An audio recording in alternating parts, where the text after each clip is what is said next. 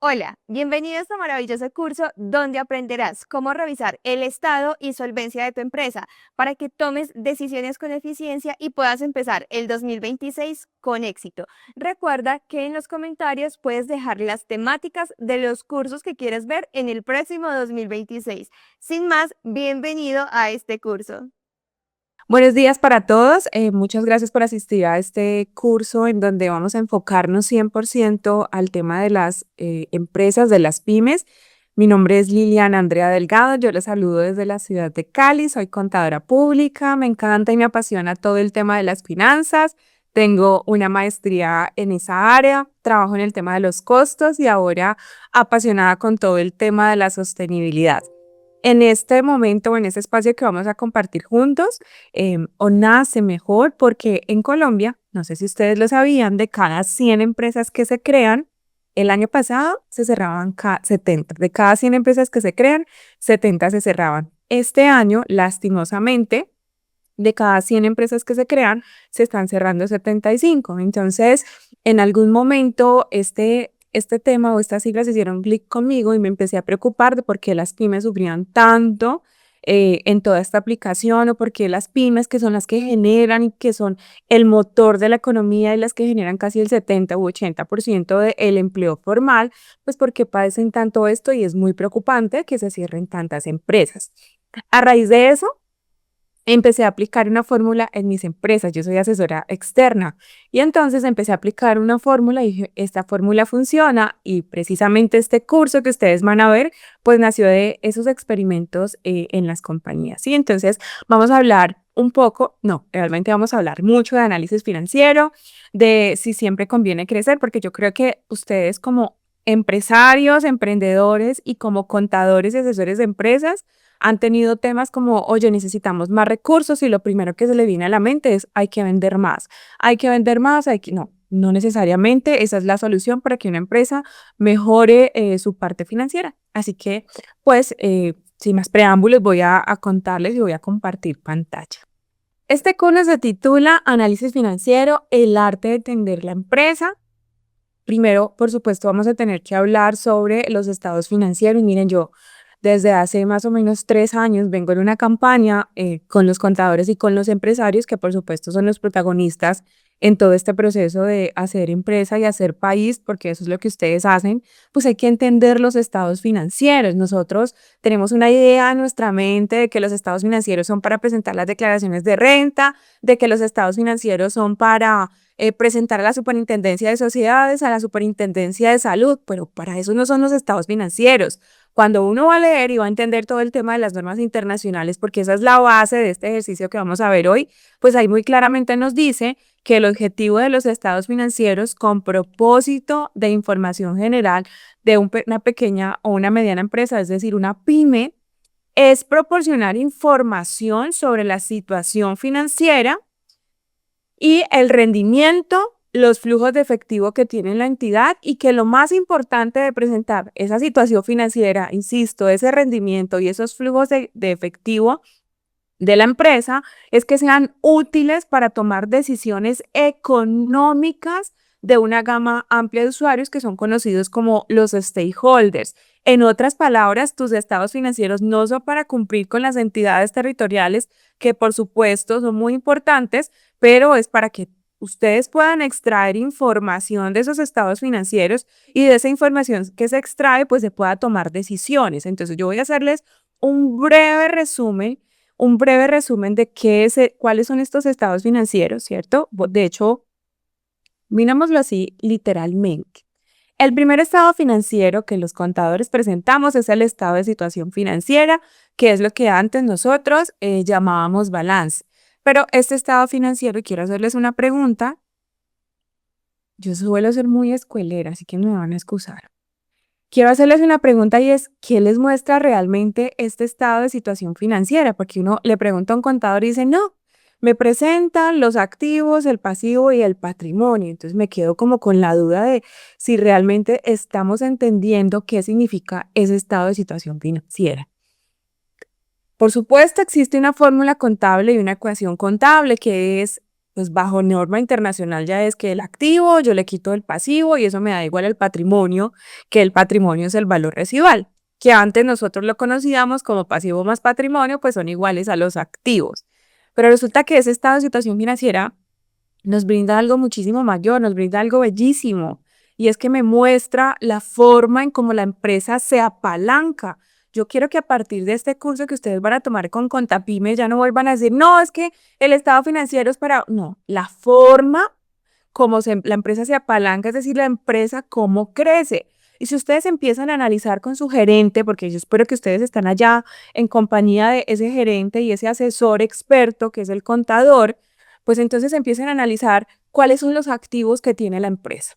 Si nos vamos desde el tema técnico, el tema normativo, que espero no ser muy intensa con eso, pero un activo es un recurso controlado por la empresa, pues del cual se espera recibir beneficios futuros económicos, ¿vale?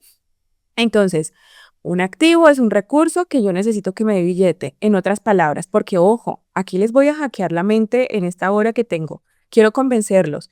Nunca más van a volver a tomar decisiones con las utilidades. No hay nada más falso y no hay nada que le pegue más al ego que es las ventas y las utilidades. Una empresa no se valora por eso. ¿Listo? Entonces, nuevamente, el estado de situación financiera me muestra un activo que es algo, un recurso que yo necesito para que me genere billete. No más, no vamos a hablar aquí de egos, de ventas, no, necesito que me genere billete, necesito que me genere efectivo, en otras palabras. Pero para poder conseguir estos activos, yo necesito apalancarme, ya sea de el pasivo, que es la deuda, ojo, endeudarse supremamente. Bueno, lo malo es que excedan esos límites de endeudamiento, que hoy se los vamos a explicar acá con Contapyme. Entonces, una empresa adquiere activos para poder crecer, para que pueda generar efectivo a través de un pasivo que es una deuda y a través del patrimonio que son los recursos propios. Eso es lo que usted como contador, financiero, emprendedor y empresario debe tener claro. Así que empiécese a preguntar, espero estén tomando apuntes porque aquí van a aprender muchísimo. ¿Qué les conviene a ustedes como empresas? Porque las empresas que Liliana asesora son de un nicho que probablemente usted es una empresa que comercializa software o que hace software y tiene un nicho diferente y su estructura de capital, la forma en que usted se va a apalancar es diferente a una empresa que, por ejemplo, es de producción. Entonces, primera tarea, revisar cómo se está apalancando mi empresa, es decir, la forma en que está creciendo, la forma en que consigue los activos. Tengo mayor proporción en el pasivo y tengo mayor proporción en el patrimonio, porque a veces sale mucho más económico endeudarse o sale mucho más económico conseguir los recursos a través de un tercero y no a través del mismo socio. Primera apreciación. Ese es el primer estado financiero. Entonces, el estado de situación financiera me muestra el apalancamiento de la empresa, cómo estamos creciendo. El segundo estado financiero es el estado de resultados integral. Este estado financiero es el que me muestra a la empresa cómo está vendiendo, cuáles son los ingresos, cuánto le cuesta poder vender. Usted quiere ser un buen contador, puede que lo del apalancamiento no le haya enamorado, pero usted quiere ser un buen contador, manéjele los costos a su cliente. Usted necesita saber cuánto le cuesta la operación, es decir, para poder vender 100 pesos yo necesito invertir tanto, son los costos y eso es lo que se llama la parte operativa. ¿Se acuerdan que en la introducción yo les dije que las empresas, de cada 100 empresas, 75 se cierran? Bueno, 75 se cierran porque la mayoría de esas empresas no conocen cómo funciona la operación, cómo están comprando, a quién le están comprando, cuáles son mis proveedores, cuáles son las máquinas que tengo, el mantenimiento que se le hace a las máquinas, cuánto me cuesta prestar ese servicio, cuánto me cuesta producir. Y aquí viene la primera alerta. Así sea una empresa de servicios, las empresas de servicios deben tener costos. Tenemos la idea errada o un mito de que es que mi empresa es de servicios, entonces yo ahí en la presentación, aquí en donde dice costo de venta, no le costeo. Eso es falso. A una empresa de servicio de producción hay que hacer lo mismo, la mano de obra directa, los costos indirectos de fabricación. Quizá no tengan tantos materiales, pero sí algunos bienes fungibles van a tener ahí en la operación. Entonces, eso todo tiene que estar acá en este estado de resultados integral. Vienen los otros ingresos, los costos de distribución, que es lo que antes llamábamos como gastos de venta. Tenemos los gastos de administración. Bueno, esta es la estructura del estado de resultado integral. ¿Qué me muestra este estado de resultado integral? Y todos van a decir, te muestra si la empresa está ganando o está perdiendo. Correcto. Mi empresa está ganando o está perdiendo. Hablemos en términos un poco más técnicos. recuerden que la forma como uno se expresa enamora a su cliente. Y usted necesita darle como contador seguridad a su cliente porque usted es un asesor y es el que le hace, es el partner para que su empresario pueda crecer. Entonces, esa utilidad y esa pérdida la vamos a llamar como un desempeño financiero. Yo quiero saber mi empresa cuál es su desempeño, ¿le está yendo bien o le está yendo regular? Y hay que empezar a optimizar desde la estructura que les dije, los costos, los gastos de administración y demás, pues para que ese desempeño financiero pueda mejorar. Si vieran cómo es de importante este desempeño financiero, esto que tenemos aquí, que es el resultado integral, porque me permite comparar con otras industrias. ¿Cómo sabe usted como contador que está bien o que está mal? Compararse no es malo, lo malo es frustrarse por eso, pero uno siempre tiene que compararse y al mercado le parece o le funciona exactamente igual. Lo invito que desde este estado de resultado integral, ustedes vayan y revisen cómo está la industria, eso se llama benchmark, cómo está la industria en la que se mueve su empresa y además cómo está la competencia. Porque es que si mi empresa tiene un desempeño financiero o una utilidad que representa el 15% del total de las ventas y la de Bane, que es de una empresa del mismo sector, le representa el 25% del total de las ventas, entonces, ¿qué está sucediendo? ¿Qué está haciendo mi competencia mejor que yo para poder mejorar ese desempeño financiero? Herramientas para podernos comparar. Yo sé que nosotros como contadores, o ustedes mejor, aman los impuestos. Pues imagínense que la DIAN tiene dentro de su página un link donde usted puede revisar los indicadores del sector. Va a matar dos pájaros de un solo tiro. Revisa la DIAN, porque eso es con lo que te compara, ¿no? Cómo la DIAN tiene esos indicadores para una empresa similar y además te comparas con el mercado, que sean ahí esos dos indicadores. Entonces, conclusión de este estado de resultados integral, pues te permite medir el desempeño financiero. El tercer estado financiero, el más ignorado de todos, mentira, este no es el más ignorado, pero uno no tiene la obligación siempre de presentarlo, que es el estado de cambios en el patrimonio, pero que a mí sí me parece importante hacerlo en cada periodo contable o cada que usted presente sus estados financieros, porque este te muestra cómo se está moviendo el patrimonio. Entonces, entregué dividendos, hice una capitalización, afecté contra errores de ejercicios anteriores, entonces uno empieza como a revisar aquí este patrimonio, entonces me parece importante que presenten el estado de cambios en el patrimonio. Yo no siempre lo hago, no les voy a mentir, pero pues ahí se los voy a dejar para que ustedes digan, ay sí, este como que no le estaba presentando. Y viene mi favorito de todos los tiempos, el estado financiero más importante. Señor gerente, si usted me está viendo en este momento, que espero que sí, siempre cuando finalice su trimestre, yo no le voy a decir que todos los meses, porque los contadores tenemos un montón de vainas que hacer para ustedes, por supuesto, y para la DIAN, pues, pero si cada trimestre exíjale a su contador que le entregue este estado de flujos de efectivo. Si usted no quiere, no me preste atención al resto. A ese estado de situación financiera, el estado de resultados integrales, el estado de cambios de patrimonio, pero exija el estado de flujos de efectivo. ¿Por qué es el estado financiero más importante? Porque le permite a las empresas determinar dónde están los recursos. Aquí hay un modelo, pero yo se lo voy a mostrar desde la práctica para que usted diga, oigan, Liliana tenía razón, este es el más importante de todos. Miren que hace un par de meses tuve un cliente el cual me decía, estamos en el estado de flujos de efectivo, el estado financiero más importante para todas las empresas, los empresarios, los contadores, porque usted ahí analiza en dónde está su dinero. Que una empresa vale, ojo con esto, para que se lo lleven como de esas frases que uno guarda y las manda como a imprimir. Bueno, esta es una de ellas.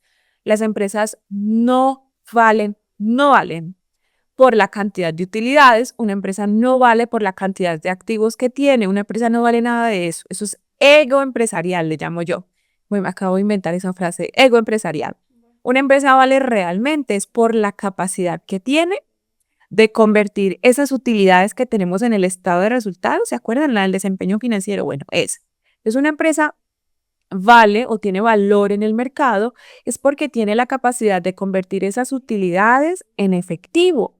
Y entonces, cuando uno convierte esas utilidades en efectivo, aquí es donde se da cuenta si se está gastando el dinero en nómina, si tiene todo el dinero invertido en los inventarios, si se gastó el dinero en la propiedad, planta de equipo, si se gastó el dinero en la operación, si se me cateó el dinero, porque aquí también se lo puede identificar, si le robaron Miren por qué es tan importante este estado financiero, el estado de flujos de efectivo. De hecho, Contapyme lo elabora y ellos lo hacen a través del método directo. Entonces, hablen con su asesor y díganle, mire, señores Contapyme, ¿cómo puedo exportar ese estado de flujos de efectivo que ya nos dijo? Ellos lo tienen porque lo revisamos y está 10 de 10. Entonces, miren, nuevamente. Este estado de flujos de efectivo parte de la utilidad del periodo, es decir, las utilidades del estado de resultados. En mi caso, miren que mi cliente en el año, observen, yo soy de Cali, entonces a veces me sale el vos, el tú, el mira, me excusan por favor. Entonces, en el año 2023, esta empresa tuvo una utilidad neta, es decir, la utilidad después de impuestos, la neta, la que te queda al final, de 402.664.000 y en el año 2024 tuvo una utilidad de 890.768.000. Y entonces el gerente muy contento me decía, Liliana, mira que mis utilidades se incrementaron en 488.144.000, pero estoy muy triste porque fíjate que en el año 2023, que tuve una utilidad de 402 millones de pesos, pues al final me quedaron 189 millones de una utilidad de 402. Y este año que tuve una utilidad al cierre del 2024 de 890, me quedaron 234. Eso no tiene sentido. ¿Cómo así que solamente me incrementaron 44 millones en el efectivo cuando el incremento en las utilidades son de 488? Lo primero que se les viene a la mente es, digan ustedes allá, me roba. Me están robando, ¿dónde tengo mis 500 millones? Y entonces empecé a analizar este estado de flujo de efectivo, hice las depuraciones que todos tenemos que hacer, porque el estado de flujo de efectivo me dice, venga, a partir de la utilidad neta, y empieza a sumar y a quitar todas esas cifras que no te mueven en efectivo, que te distorsionan tu flujo. Entonces quítale todo esto que fue lo que yo hice aquí, las amortizaciones, las depreciaciones, los deterioros, todo eso que es falso, que no me mueve efectivo, uno quita esa vaina. Y al final, después de quitar todo eso, pues mira que me dio la utilidad 1.388.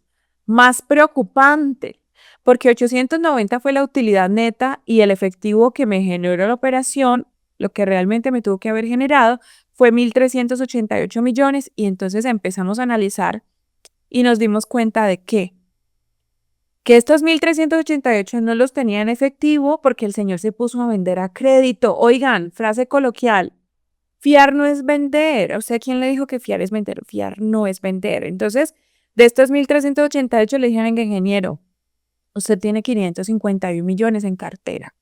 Incrementó la cartera de un periodo a otro, incrementó. Recuerde que en el estado de flujo de efectivo se mueve mucho en los signos y cuando yo estoy hablando de la operación, que es la primera casita del flujo de cada operación, cuando me aumenta la cuenta por cobrar, pues se pone negativo. ¿Por qué se pone negativo? Ahora, hagamos un breve recuento, porque cuando yo dejo de cobrar, pues es dinero que a mí no me ingresa, entonces en la operación eso va con signo negativo. Por eso es que ustedes ven aquí menos 551.924. Significa que del año 2023 al año 2024, pues incrementaron los clientes en 551 millones de pesos.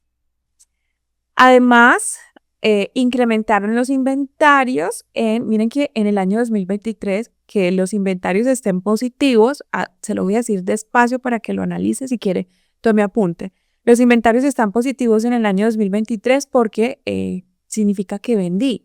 Esto significa que en el año 2022 yo tenía 300 millones o 300 millones 334 y en el año 2024 cerré el inventario con 200 millones de pesos. Significa que saqué en inventario 134 millones. Aquí estoy trabajando con las variaciones. Pero imagínate que en el año 2024, el año 2024, después de tener un inventario, una disminución de 124, quedó negativo en 6.543.000. Eso significa que el dinero lo tengo ahí en inventarios, que incrementó el inventario, que tengo allí un dinero, un recurso adicional. Antes, en vez de sacar más inventario, tengo más stock de inventario. Y aquí voy a detener mi momento, porque mi trabajo es justamente empezar a asesorar a los empresarios y lavarle el cerebro al contador. Esa es mi labor así muy resumida, por si no te ha quedado claro en estos minutos que llevamos de capacitación. Estoquearse no es malo, señor empresario. Usted tiene que prepararse para las ventas, tiene que prepararse para las temporadas, pero me ha pasado que voy y reviso estos inventarios, entonces tienen una cantidad de productos que eso ya no tiene movimiento, es decir, los tienen obsoletos, los tienen en lentos movimientos y eso a ustedes les están afectando las cifras. Entonces empiezan a presionar al de cartera porque es que no tenemos plata porque el de cartera no está cobrando, es que no tenemos plata porque el comercial no está viniendo. No, a veces el dinero y el recurso usted, señor empresario, lo tiene ahí todo metido en inventario. Entonces vaya y pídale a yo creo que esto no es labor del contador, pero vaya y pídale a su almacenista que le exporte desde Contapyme el movimiento de todos los productos que tiene y cómo están rotando. Y usted se va a dar cuenta que allí tiene un poconón de vainas que las ha comprado hace muchísimo tiempo, que no les hizo la suficiente campaña comercial porque no sabía que la tenían, pero pues que le está afectando el indicador y que eso es dinero que usted tiene quieta. Los inventarios que usted compra y cuando empieza a pedir un montón, eso es dinero que usted va a tener ahí estacado. Así que toda su empresa y toda su área, inventarios, comercial, recaudo de cartera, toda tiene que trabajar unida bajo un mismo propósito, bajo una misma política para que empiecen a disminuir esto. Pero eso también le está afectando el flujo de efectivo. Déjeme contarle. Por acá algo también con los proveedores y es que cuando uno le paga, miren que el estado de flujo de efectivo, que es el estado financiero más difícil de hacer, y se los digo así entre comillas porque con Contapyme creo que es supremamente fácil hacerlo, pero que es uno de los estados financieros más complejos de hacer, se divide en actividades de operación, actividades de inversión y actividades de financiación, ¿cierto? Eso nos lo explicaron en el segundo semestre de la universidad. Y que cuando estamos hablando del flujo de caja de la operación, que cuando los activos incrementan de un periodo a otro, ¿cierto? Pues esa disminución va en negativo, cuando mi activo incrementa de un periodo a otro.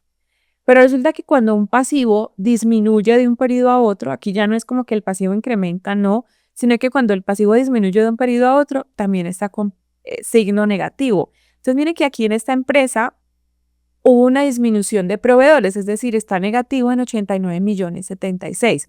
Los costos por pagar están negativos en 532 millones de pesos. Yo creo que este señor hizo o esta empresa hizo todo mal, porque a uno como asesor les dice, miren, empiece a negociar bien con sus proveedores, empiece a negociar bien con sus clientes, fiar no es vender, compren un inventario que le permita abastecer, pero empiece a revisar figuras como cross-docking, empiece a revisar figuras como JIT o el Using Time, que son figuras o metodologías para poder optimizar el inventario, pero pues a veces a uno no le hacen caso y esa es la realidad, ¿cierto? Usted tampoco, contador, se va a llevar allá golpes de pecho, usted tiene que hacer lo que tiene que hacer y es asesorar, ser el partner de su empresario, pero en últimas quien toma la decisión es su empresario. Entonces los traigo acá nuevamente. Yo creo que en esta empresa toda la fórmula está mal. Está mal porque empezaron a vender a crédito y creo que la situación aquí puede ser que empezaron a darle 90 días de crédito al cliente. Creo que la situación aquí pues está más o menos mal, voy a poner aquí en naranja, ¿cierto? Está más o menos mal pues porque incrementaron el inventario y la idea es que pues disminuyan ese inventario para que la rotación vaya fluyendo. Pero yo creo que lo peor que hicieron es incrementar y pagarle a los proveedores antes de tiempo. No estoy diciendo que no le paguen a sus proveedores, pero no tiene sentido de que usted le esté pagando a su cliente, usted esté cobrando a 90 días y que usted le esté pagando a su proveedor. Mire, le entra el dinero en 90 días y usted le paga a su proveedor en 30. Entonces, este movimiento es como que es lapso 90, pero tengo que pagarle a 30, usted se va a empezar a descapitalizar. Y ni hablemos entonces de la rotación de inventarios, porque es la peor fórmula. Cobrar a lapsos largos, pagarle a mi proveedor temprano y tener una rotación de inventarios muy lapsa. Hay que empezar a revisar. Entonces al final ya mi cliente quedó contento y dijo, ay, no me estaban robando, no. Has tomado pésimas políticas y te lo dije. Te dije que fiar no es vender, que consiguiéramos otro tipo de clientes que nos pagaran mejor, que empezáramos a ampliar y a mejorar las relaciones con los proveedores, con las cuentas por pagar, sin decir que no les vamos a pagar, por supuesto, pero que nos den un poco más de plazo porque el flujo de caja se va a empezar a estresar. Y entonces no es que te hayan robado, es que te quedaron 234 millones porque no tomaste las decisiones sabias que te dije en algún momento, porque recuerden, uno es asesor, pero los problemas del cliente son los problemas del cliente, no de nosotros como contadores. Espero con esto los haya convencido de que el objetivo de los estados financieros con propósito general de una empresa es suministrar información útil sobre la situación financiera, sobre el apalancamiento, sobre el rendimiento, que es el estado de resultados integral, y sobre el estado de flujos de efectivo, que es uno de los más importantes, y que esa información que me generan esos estados financieros sean útiles para la toma de decisiones económicas de los stakeholders, clientes, bancos, nómina, dueños, todos los que necesiten esos estados financieros. Y que al cumplir este objetivo, al cumplirse este objetivo que es tan importante, pues entonces los estados financieros también muestran los recursos de la gestión, perdón, muestran los resultados de la gestión de los recursos que la gerencia realiza y que tiene a su cargo. Por eso es que les decía ahora, nosotros somos asesores, pero quien toma las decisiones son los gerentes. Ahora aquí un alón de orejas, pues que a veces nosotros no entregamos estos datos bien, los entregamos como a los 5 meses cuando la empresa ya está quebrada. Una empresa para quebrarse no necesita no 3 meses. ¿De acuerdo? Entonces, este es el objetivo principal de los estados financieros. Espero hasta aquí esté claro este punto. ¿Cuáles son los errores comunes de los estados financieros? La clasificación de las partidas corrientes y no corrientes. ¿Por qué? Porque de estas partidas se toman decisiones y se calculan algunos indicadores, como por ejemplo los indicadores de liquidez, como por ejemplo los indicadores del capital de trabajo. Cuando uno empieza a clasificar mal lo corriente de lo no corriente, pues entonces va a empezar a tomar malas decisiones. No cumplir con las normativas locales e internacionales, no calcular el impuesto diferido, porque dicen, no, es que yo no sé calcular el impuesto diferido, no, es que yo no realizo los deterioros, no, es que yo no realizo el cálculo del valor presente. Y entonces empiezo a preguntarles por qué no realizan estas actividades y ellos dicen es que la norma no lo exige o es que no es material. No, la norma está clara, las normas internacionales dicen que uno tiene que empezar a realizar todos estos cálculos que son necesarios, pero pues entonces tu desconocimiento no te exime de eso.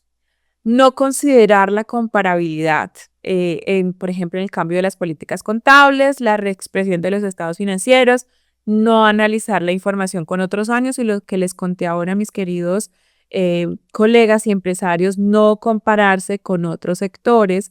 Eso también es importante y quisiera pues que lo empezara como a incluir en sus actividades pues en este momento. También el tema de las omisiones de los estados financieros. A ver, yo veo qué puedo por aquí. Aquí el tema de las omisiones de las notas de los estados financieros también y errores en la interpretación de los indicadores financieros. Si nos da el tiempo, que espero que sí, no analizar los 3 ejes en conjunto. Ahí puedo mostrarles un Excel, pero cuando yo hablo de los 3 ejes es no analizar el estado de situación financiera, no analizar el estado de resultados integral y no analizar el estado de flujos de efectivo, porque esos 3 tienen que trabajar junticos.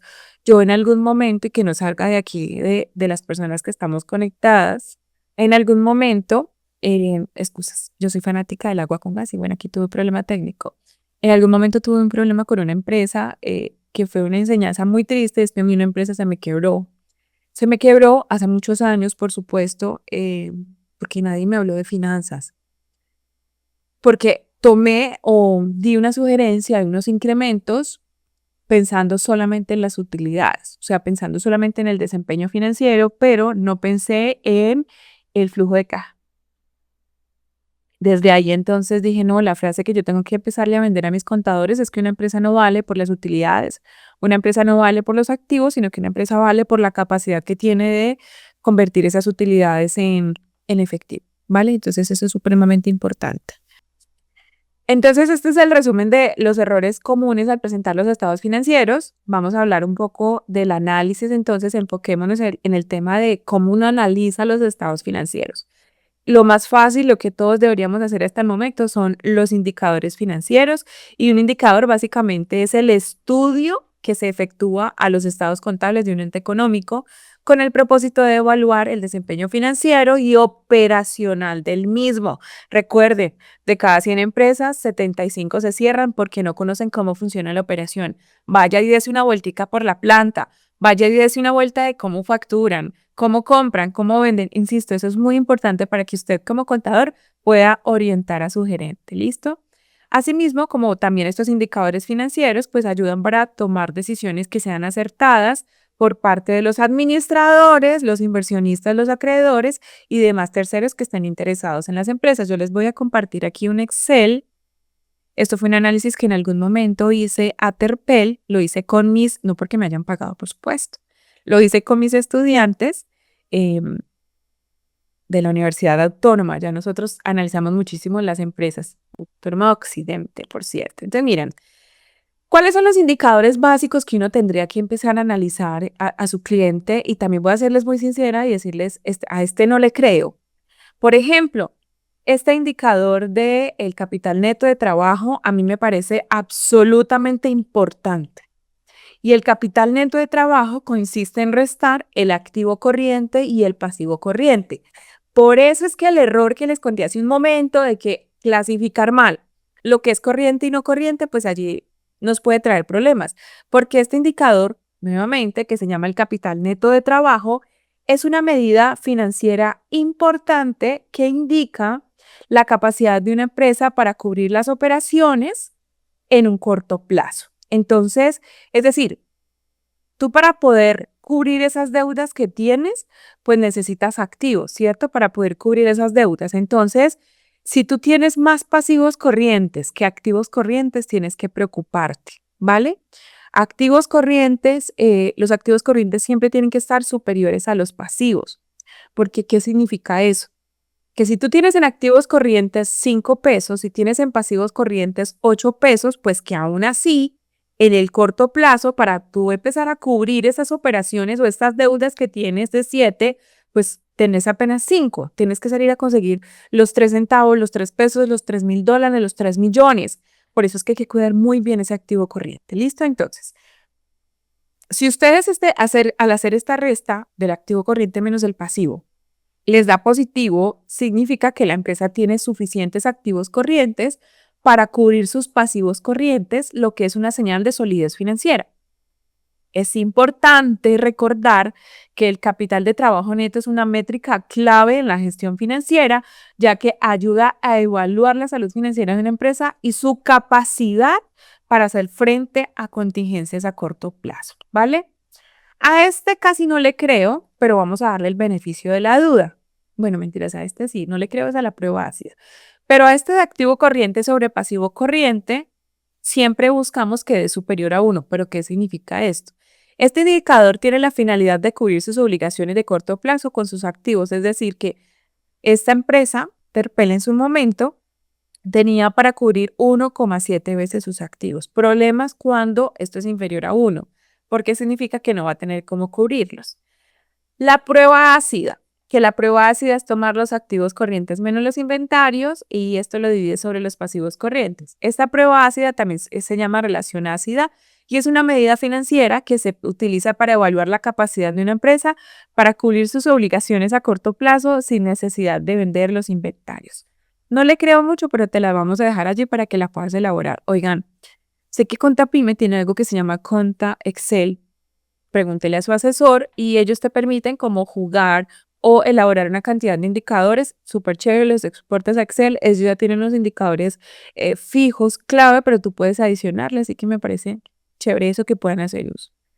También hay unos indicadores de gestión que estos son mis favoritos porque aquí es donde se empiezan a medir realmente a la gerencia, realmente a los administradores y a esas políticas que ellos han creado. En estos indicadores, entonces, tenemos el de rotación de las cuentas por cobrar. No me voy a dedicar tanto a lo técnico porque, insisto, ustedes con Conta Excel pueden hacer esto. Entonces, la idea es que analicen la rotación de las cuentas por cobrar, que realicen en el tiempo o que revisen mejor en el tiempo en que la empresa está realizando los cobros de cartera. Miren que aquí, por ejemplo, en esta compañía, cobran la cartera en 36 días. ¿Sí? Cobran la cartera en 36 días, lo que significa que la cartera rota 9 veces al año. Dice que mientras menor sea el resultado de este indicador, significa que causa un efecto positivo en la liquidez debido a que la recuperación de cartera es mucho más rápido, ¿vale? 36 días de cartera está perfecto. Por ejemplo, yo soy contadora del sector salud y este indicador en el sector salud a veces tuvimos una temporada en que eran 300 días, es decir, la empresa apalanca la operación 300 días. El año pasado lo mejoramos y este indicador quedó como en 90, 100 días. Pero pues es importante que usted como asesor y como empresario empiece a revisar en qué tiempo ustedes están cobrando esta cartera. ¿Por qué? ¿Por qué es importante que ustedes analicen en qué tiempo están cobrando, en cuántos días? Pues porque ustedes tienen que empezar a revisar en los días que están pagando. Miren que Tarpel o esta empresa X, para no mencionar más el nombre y no tener de pronto inconvenientes, cobraba en 36 días la cartera y le paga a sus proveedores en 21 días. No hay mucha diferencia, pero yo creo que una empresa que tenga aquí, por ejemplo, 90 días y aquí 30, va a tener un problema muy serio de caja, muy serio, porque va a empezar a descapitalizarse y ahí es donde empiezan a decir es que necesitamos vender más para tener más recursos y eso es un mito, un ego también, eso es un ego empresarial, ¿vale? También hay que revisar la rotación de inventarios para que aquí empiecen a molestar a sus gerentes, porque pues hay que revisar si esto sí, hablemos de desmejorar. Disminuye la rotación de inventarios, entonces pues aquí van a tener un inconveniente porque la idea es que año tras año pues este inventario, esta rotación sea muchísimo mayor, es decir, rotan más los inventarios, el inventario está en, en la bodega pues mucho menos tiempo. Este indicador financiero que mide la eficiencia con la que una empresa administra su inventario y cuántas veces en promedio el inventario se vende y se reemplaza durante un periodo a lo largo del tiempo. La fórmula de rotación de inventario yo les puedo compartir con Tapi, me les puedo enviar este archivo, solo que no quiero volverme demasiado técnica, sino más temas de análisis. Y pues es importante que esto lo revisen, ¿de acuerdo? Y así sucesivamente van a tener las rotaciones de los activos, van a tener los niveles de endeudamiento. Aquí sí me voy a detener un momento porque necesito que les quede la primera tarea de esta actividad. Necesito que tomen el pasivo y lo dividan sobre el patrimonio. Esa va a ser la tarea más importante del ejercicio de hoy. Tomen el activo, el pasivo y divídanlo sobre el patrimonio. Si esta razón les da superior a 0.7, es mejor que busque otra empresa para trabajar. No, mentira. Ayuda al empresario. Hay que ayudar al empresario. Ese no es el mensaje, pero cuando este pasivo sobre el patrimonio les da superior a 0.7, significa que la empresa tiene una deficiente autonomía financiera, o sea, tiene muchísimo riesgo. No me gusta decir esta palabra, pero tengo que decirla porque hay que ser cruel y real. Tiene mucho riesgo de quedar en quiebra. Cuando esta estructura de capital está por encima del 7, ¿qué guardo yo con mis clientes? Siempre les digo 0.6. Yo sé que la norma y técnicamente al dividir el pasivo sobre el patrimonio, si te da entre 0.5 y 0.6 es lo ideal, ¿vale? Cuando una empresa tiene esta razón en menos de 30, pues dicen, no, es que entre menos endeudados mejor no.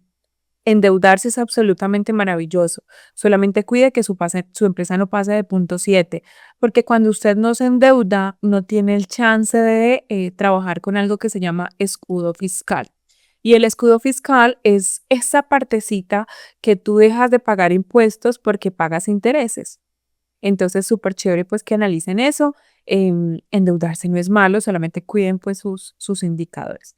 Y el último indicador que sí o sí tienen que analizarlo, este es obligatorio, gústenle o no, es el tema de las rentabilidades, pues se llaman así razones de rentabilidad, en donde uno revisa cuál es el margen, por ejemplo, de utilidad bruta sobre las ventas. Utilidad bruta es el ingresos menos costos. Esto es de que uno empieza a compararse con el sector, ven, ¿y por qué yo cómo estoy produciendo? ¿Cómo es mi forma de costear? También tenemos el margen de utilidad operacional sobre las ventas y es que este margen permite como determinar sobre la operación si la empresa está dejando o no, porque ¿saben qué pasa muy frecuente? Que la empresa tiene una excelente estructura de costos, excelente. Y este margen de utilidad bruta es altísimo, digamos que le da un 60% de utilidad bruta. Y cuando uno empieza a revisar la utilidad operacional, ese 60% queda como en un 30%. Y entonces digo, ojo, porque tienen muy bien su estructura de capital, pero tienen demasiados gastos operacionales, lo que está haciendo que se les lleve pues esa partecita que pudieran utilizarla para invertir o para capitalizar. ¿De acuerdo? Entonces, por eso es que es tan importante estos indicadores de rentabilidad. También tenemos el margen de utilidad neta sobre las ventas, pues este es como ya la última parte del desempeño financiero, dividan sobre las ventas y esto también compare, lo mejor dicho, todos estos indicadores tienen que compararlos con el sector. Hagan un benchmark. Apunte esa palabra por ahí. Hay que hacer un benchmark. Yo les había dicho, la DIAN tiene la página. La Superintendencia de Sociedades también tiene una página y una que amo, que debería patrocinarme, que se llama EMIS. La conocí por mis estudiantes, porque con ellos hacemos el trabajo, pues que les he contado. EMIS es una página maravillosa, EMIS, por favor aprovechenla.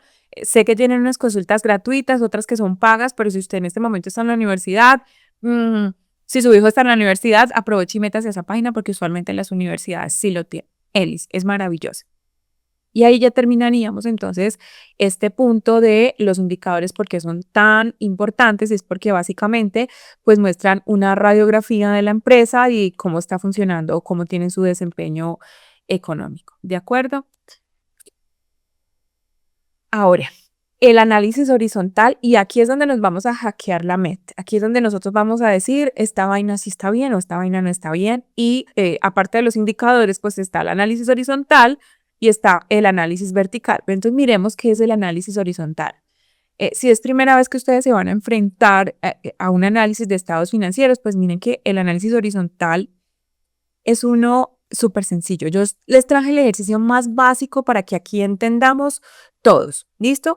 Y entonces el análisis horizontal, excúsenme que les diga tantas veces la palabra, es saber cuánto ha crecido o cuánto ha disminuido una cifra de un periodo a otro. Les voy a repetir eso. El análisis horizontal es poder analizar así, o sea, mirarlo así. Mirar de esta forma cuánto ha crecido una cifra de un periodo a otro. Y aquí está la clave de todo. Listo, ese es el análisis. Ahora miremos teóricamente, este análisis horizontal es el que permite o es el que busca determinar la variación absoluta o relativa que ha sufrido cada partida de los estados contables de un periodo respecto al otro. Se busca cuál ha sido el crecimiento o el decrecimiento de una cuenta o un rubro en un periodo determinado.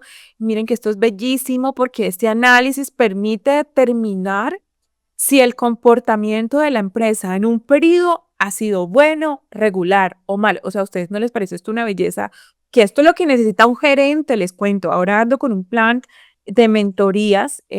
Para los que no me siguen en Instagram, por favor, pan y me siguen. Yo estoy como @delgadomena_contadora y van a ver que ahí y en el nombre dice mentora, porque ando como con esa, digo que es un propósito en lo que usted crea, pero es mi propósito de vida, poder decirle a las empresas, miren, este es el camino. Entonces, el análisis horizontal es una herramienta bellísima y por favor, espero que se la lleven porque les va a permitir a ustedes como, señores contables, les iba a decir esto. El empresario hoy en día lo que busca necesita es eso. Un empresario, usted se sienta con él, más que decirle que tiene que pagar 200 millones en renta, más que decirle que tiene que pagar 50 millones en IVA, más que decirle que lo sancionaron por una vaina que no envió, porque no hizo los acuses, que eso hay que hacerlo. Un empresario necesita que tú le digas si está bien, si está regular o si está mal. Y les cuento que cuando uno le dice a un empresario vas bien, el empoderamiento que ese empresario consigue, o sea, es absoluto. Es como cuando usted le dice, señor contador, les estás haciendo supremamente bien, a los empresarios les pasa exactamente lo mismo. Así que el análisis horizontal es ese mecanismo que se puede hacer. Por temas de tiempo, yo voy a irles contando aquí, les voy a ir mostrando el ejercicio. Enfoquémonos 100% en este análisis horizontal, ¿les parece? Miren que aquí los valores que nosotros vamos a obtener en el ejercicio que vamos a hacer es lo que nos permite a nosotros también comparar esas cifras o comparar esos movimientos con las metas de crecimiento y desempeño fijadas por la empresa, así como también nos permite evaluar la eficiencia y la eficacia de la administración. Nosotros como contadores somos asesores, pero quienes ejecutan son la administración, el gerente, el dueño o el empresario. Entonces, aquí hay dos temas que vamos a resaltar y es que, ok, análisis horizontal, vamos a mirar si crecimos o disminuimos de un periodo a otro, pero dice algo supremamente importante y esto sí lo voy a resaltar. Dice algo supremamente importante y es con las metas. Las metas de crecimiento y las de desempeño fijadas. Ustedes con su equipo de trabajo, y esto es para los gerentes, ustedes tienen metas de crecimiento. Señores contadores, ustedes le han dicho a su gerente en dónde está bien, en dónde está mal y en dónde tiene que mejorar. Esto es un trabajo de equipo, pero la responsabilidad es de gerencia. Yo los invito hoy, ahora les mando una foto o al final les puedo mostrar un libro, que es un libro que se llama Análisis Financiero Integral e incorpora una metodología que se llama el Balance, se los voy a decir como tal cual, Balanced Scorecard, se escribe así. Balanced Scorecard, pero es Balance Scorecard, que es una metodología que une todas las áreas de la empresa y te dice, oigan, señores de contabilidad, yo necesito que me ayuden en esto, oigan, señores comerciales, estas son tus metas, señor gerente, estas son tus metas, señores de recaudo, estas son tus metas, para que ustedes puedan empezar de verdad a crear empresas con propósito. Ustedes han escuchado esa frase, yo creo que en algún momento sus mamás se las dijeron, su familia, le dijeron, el que no sabe para dónde va cualquier bus le sirve, pues eso es lo que pasa con las empresas. Cuando uno no se establece metas claras, fijas, hacia dónde quiero ir, hacia dónde quiero crecer, pues entonces sencillamente las empresas, ¿saben qué pasa? No crecen. Entonces hay que empezar a establecerse estas metas con esa metodología que les conté. Miremos por aquí. ¿Qué más tenemos de teoría de este análisis horizontal? Que también nos menciona pues que las proyecciones obtenidas son útiles para proyecciones, sí, pero vamos por partes. ¿Les parece si vamos entonces al análisis financiero que tenemos aquí en Excel? Entonces vamos a revisar desde este Excel y vamos a abarcar como a los dos puntos. Hablemos un poco sobre el análisis horizontal y hay una parte, la segunda parte de mi charla era que crecer no siempre conviene y les voy a explicar por qué. Miren que tenemos dos escenarios. Aquí si usted está con el celular, está por allá entretenido, está peleando con la página de la DIAN, está allá con el perro, no, yo necesito que se enfoque aquí porque si aquí te me pierdes un minuto, se te va el hilo, ¿vale? Y esto es lo más importante de la charla. Vamos a mirar con dos casos esta empresa cómo está y usted se va a ir preguntando allá si entendió lo que vimos en esta charla. Tenemos una empresa del año 1 que vendió 100 millones de pesos o unidades monetarias, como dice la norma internacional, y tenemos una empresa en el año 2 que vendió 125 millones de pesos. Al análisis horizontal dice, mira, al año 2 le vas a quitar el año 1 y esto que te dé aquí, la diferencia lo vas a dividir en el año 1, o sea, como para mirar cuánto has crecido. En este año esta empresa creció el 25%. Entonces uno dice, muy bien. El área de ventas lo hizo excelente y logramos incrementar en un 25%, sea porque vendimos más, sea porque incrementaron los precios de venta, pero tuvimos un incremento en las ventas. Ok. ¿Qué pasó con los costos? En el año 1 tuvieron unos costos de 39 millones de pesos o 39 unidades monetarias y en el año 2 tuvieron unos costos de 49 millones y medio. Ok. O por supuesto, si las ventas incrementan, pues los costos tienen que incrementar. Pero ¿qué pasó aquí? Que los costos incrementaron, recuerden, la resta es el año 2 o el año en curso, como usted lo quiera ver, o si le queremos dar como cifras, año 2025 menos año 2024 y lo divido en el 2024, ¿vale? Año 2 menos año 1. Entonces miren que aquí los costos incrementaron en un 26,92%.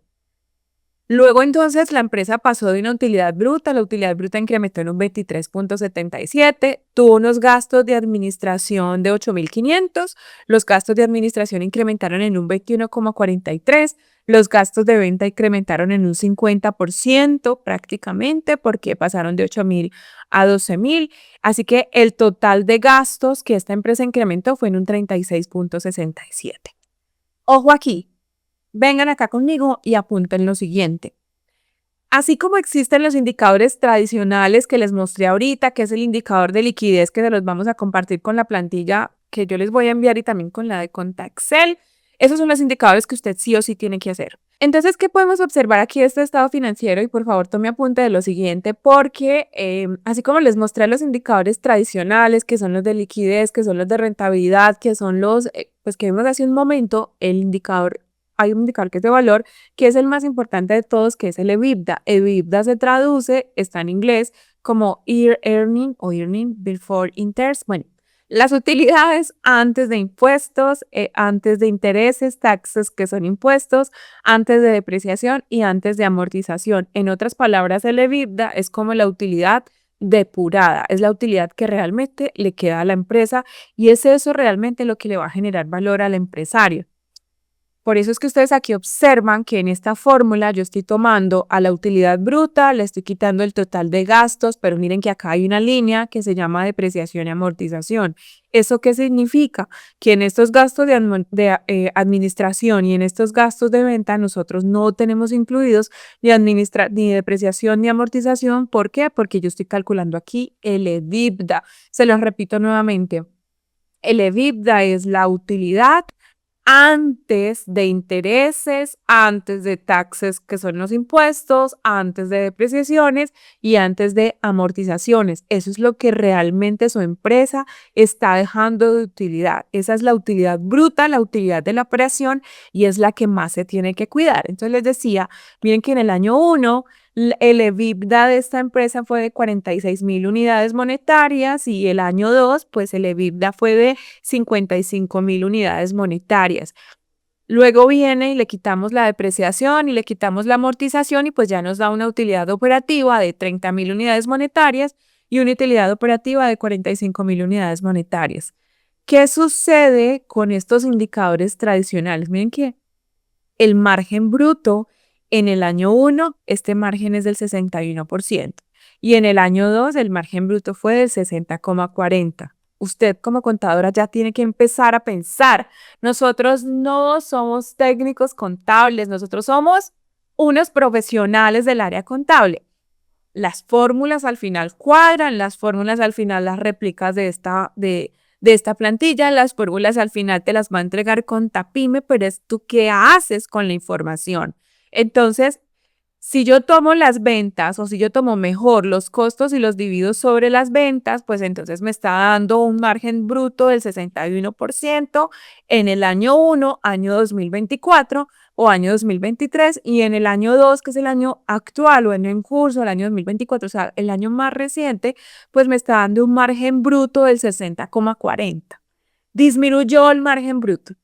El margen operativo para esta empresa, mira que al tomar la utilidad operativa sobre las ventas, me dice que el margen operativo fue del 30% y en el caso del año 2, pues el margen operativo al final me dio un 36%.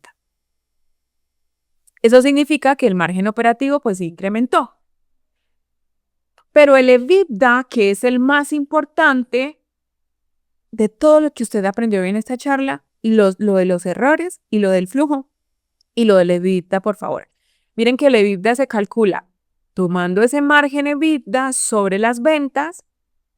En el año 1 me dio un EBITDA del 46% y en el año 2 me dio un EBITDA del 44%. Voy a decir de una forma muy coloquial qué significa el EBITDA, pero quiero que esto lo lean con pinzas. Este EBITDA nosotros lo podríamos interpretar, o este margen EBITDA, podríamos decir que la empresa por cada 100 pesos que vende, ojo con esto, por cada 100 pesos que vende, le tendría que quedar en efectivo 46 centavos. ¿Ven el poder que tiene ese EBITDA? Nuevamente. Lo podemos interpretar como por cada 100 pesos que se vende, 46 centavos. Por cada 100 pesos que se vende, 44 centavos. Liliana, pero tú nos dijiste algo muy cierto. Y es que una empresa no vale por las utilidades, porque uno podría decir, pucha, mira que es que la utilidad me pasó de 30.000 a 45.000, ¿cierto? Ustedes podrían decir eso.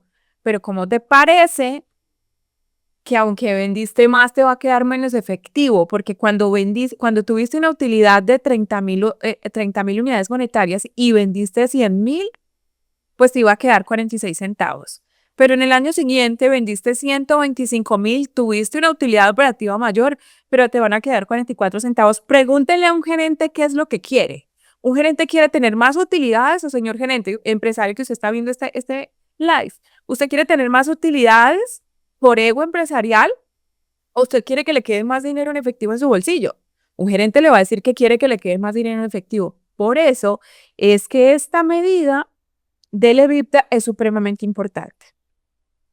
Por supuesto, estas cifras o estos porcentajes que yo tengo aquí resaltado en rojos, pues tienen un sentido, y el sentido es que nunca, por favor, señores contadores y asesores, nunca permitan que los costos y que los gastos crezcan por encima de las ventas. No hay fórmula más exitosa para quebrar una empresa que los costos y los gastos crezcan por encima de las ventas.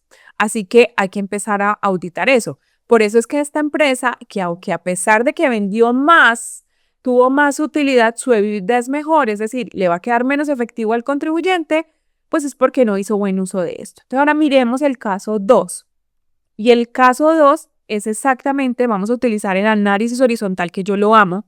Yo, cuando estábamos en esto, como ustedes están viendo esta grabación, cuando estábamos con Vanessa, le decía a Vanessa, yo a veces soy muy así, y es que soy muy intensa con las cosas para que me vayan conociendo si tenemos la oportunidad y la bendición de encontrarnos en futuros espacios, pero es mi forma de ser, ¿vale? Si de pronto le parezco muy... Pero de verdad, el análisis horizontal es preciosísimo porque te permite generar estrategias.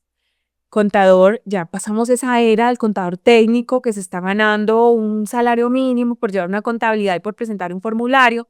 Eso ya no existe, eso se está renovando porque el empresario y el país, nosotros somos una carrera que hacemos país. Ustedes saben que, de hecho, la DIAN nos felicitó el Día del Contador y gracias por esta estabilidad financiera que le dan al país. Así que, por favor, aproveche este espacio que le está dando Contapyme, aproveche este espacio que le estamos diciendo aquí, mire, es que el área financiera es el camino, empodérese de su carrera, empodérese de su profesión, empodérese de sus datos, porque lo técnico en algún momento, nos guste o no, la inteligencia artificial lo va a hacer, pero lo que usted pueda pensar, no, ¿vale?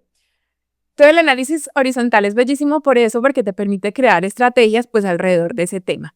Miren que aquí tenemos el caso 2, es exactamente lo mismo, yo no les voy a profundizar tanto en las fórmulas, porque ya las sabemos, pero miren que aquí las ventas crecieron de 100 a 130, las ventas crecieron un 30%, pero hubo algo súper chévere porque aplicaron la metodología del Balance Scorecard del libro que les voy a mostrar ahora, de ese Balance Scorecard. Entonces aplicaron la metodología, empezaron a cumplir proyectos, se pusieron metas, porque ya saben hacia dónde van, y el costo fue 27,50, o sea, incrementó de un periodo a otro el 27,50 por debajo de las ventas. Esto permitió pues que tuvieran una utilidad bruta del 30,88, luego tuvieron unos gastos en total del 20,54, bien, porque el incremento de las ventas fue del 30%. Entonces, este incremento de las ventas fue del 30 y los demás costos y gastos incrementaron por debajo. Entonces, miren qué pasó. El famoso margen EBITDA, que es tomar el EBITDA sobre las ventas. Entonces, aquí quedó.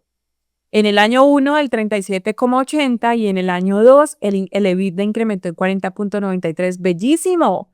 Bellísimo, porque entonces eso significa que la empresa va a empezar a generar más efectivo. Le saco esto en teoría porque el EBITDA nunca se analiza solo. Ahora, después de ustedes haber hecho estos cálculos financieros iniciales, que son supremamente valiosos, tienen que ir a revisar otro estado de efectivo, otro estado financiero. Les iba a hacer una pregunta, pero ya les soplé ahí la respuesta. Después de ustedes analizar esto, tienen que ir a revisar el estado de flujos de efectivo para que puedan determinar si las políticas de cobro, si las políticas de venta están acorde con este margen EBITDA y si en efecto les está quedando 40,93 centavos por cada venta que están realizando, ¿vale? Entonces, esto, insisto, esto no se revisa solo. Esto hay que revisarlo con el capital de trabajo y demás, que seguramente en otra charla que tengamos más espacio, se los vamos a mostrar, pero sí es importante que empiecen a validar esto. Para terminar aquí en mi charla de análisis financiero, esto es como un abrebocas. Yo dije, con Contapyme vamos a enamorarlos pues de este análisis financiero y vamos a enamorar a ese gerente para que empiecen a ver hacia otro lado y que no piensen pues que solamente el contador es el que presenta los impuestos. En los indicadores financieros aquí va el resumen, el de razón de liquidez, el razón de gestión, razón de endeudamiento y razón de rentabilidad. Esa plantilla de los indicadores sí se las voy a compartir. Igual pregunte por su cuenta Excel, ¿de acuerdo? Preguntas, y es que si liquidez y solvencia son lo mismo. Me encantaría decirles realmente que como contador uno debe tener muy claro esto. Hágase primero allá esa pregunta. Usted muy sincero, ¿usted tiene claro si liquidez y solvencia son lo mismo o ustedes qué opinan? Nos gustaría como leerlos ahí en el chat en este punto. Tómese el tiempo de pensar de acuerdo a lo que vimos ahorita con lo corriente, con lo no corriente, con el tema de cómo manejar esos estados financieros, de ese análisis horizontal. Y la respuesta es no, por supuesto. La liquidez es todo lo que tiene que ver con corto plazo, por eso la importancia de separar lo corriente y lo no corriente. Y la solvencia es lo que tiene que ver con metas o planes a largo plazo. ¿De acuerdo? Liquidez, corto plazo, solvencia a largo plazo. ¿Qué quiebran las empresas? Empiezan por la liquidez, empieza a faltarles para pagar la nómina, empieza a faltarles para pagar el proveedor y la solvencia es cuando ya definitivamente no tienen para crecer. Los dos son supremamente importantes. Y nuevamente aplicar esa metodología del Balance Scorecard y ponerse metas. También hay una metodología que se llama el SMART de inteligente, también les va a ayudar, pero seguramente en otra charla, espero me inviten nuevamente y les cuento un poco más de eso. Siempre mis charlas termino con una frase y en este caso, este primer módulo es aprender sin reflexionar. Es una ocupación inútil. Vuelva y repítaselo. Aprender sin reflexionar es una ocupación inútil. Yo aquí les puedo, mejor dicho, hablar 5 horas de análisis financiero. Vamos por partes, pero por favor aplíquenlo, que es realmente lo importante. Y espero que hasta este momento usted ya tenga claro más o menos si crecer siempre conviene. Sí, creo que se haga esa pregunta. Si usted tiene su gerente al lado, pregúntele, oiga, señor gerente, ¿usted cree que crecer siempre conviene de acuerdo al ejercicio que vimos? Y por supuesto, pues la respuesta es depende. Aquí ustedes van a tener un resumen de una cantidad de indicadores, pero depende de que si la empresa cuando crece está generando valor, pues sí, pero si la empresa no está generando valor, pues no tiene sentido, porque eso qué significa no generar valor. Y nuevamente aquí venimos a este indicador del EBITDA, que fue el que vimos de la utilidad más las depreciaciones y las amortizaciones, o que sencillamente no las incluimos, pues el EBITDA es el indicador que me permite decir mi empresa está generando valor. ¿Por qué no? Pues porque de cada que yo vendo, cada 100 pesos, me quedan tantos centavos con el margen EBITDA y si a una empresa no le está quedando centavos, pues necesita mejorar la operación. ¿Qué me pasó a mí en una empresa? Y esto se los cuento desde la vida real. Hace 2 años, digamos que el sector, eso fue para ser exactos, eso fue en febrero del 2024. Le entregué unos indicadores a uno de mis empresarios del análisis a diciembre 31 y le dije, Inge, de mis empresas favoritas y de las más enredadas porque es de producción. Inge, ojo, porque la estructura de costos no sé por qué me la desmejoraron y mira que veo que en el último trimestre tuvimos una tendencia de que no nos está quedando lo mismo. Le hice, por supuesto, esto del margen EBITDA, entonces me dijo, Liliana, voy a revisarlo, pero el señor se quedó así. Le dije, tienes que subir precios de venta porque ya identifiqué qué pasó. Te subieron el costo de las materias primas, ¿cierto? Pero tú no subiste los precios de venta. Entonces me dijo, no, porque me va a sacar del mercado, no, no puedo permitir eso. Yo le dije, no, te van a sacar del mercado tú solito si no mejoras la estructura financiera. Y en mayo tuvimos pérdida. En mayo del 2024, nunca en la historia de la empresa. Mire que tuvo enero, febrero, marzo, abril y en mayo se vio, tuvo una pérdida de 90 millones de pesos y él decía, pero ¿por qué? Yo te lo dije. Entonces tuvieron que subir los precios de venta porque este margen EBITDA, pues en vez de mejorar del 2023 al 2024, pues empeoró.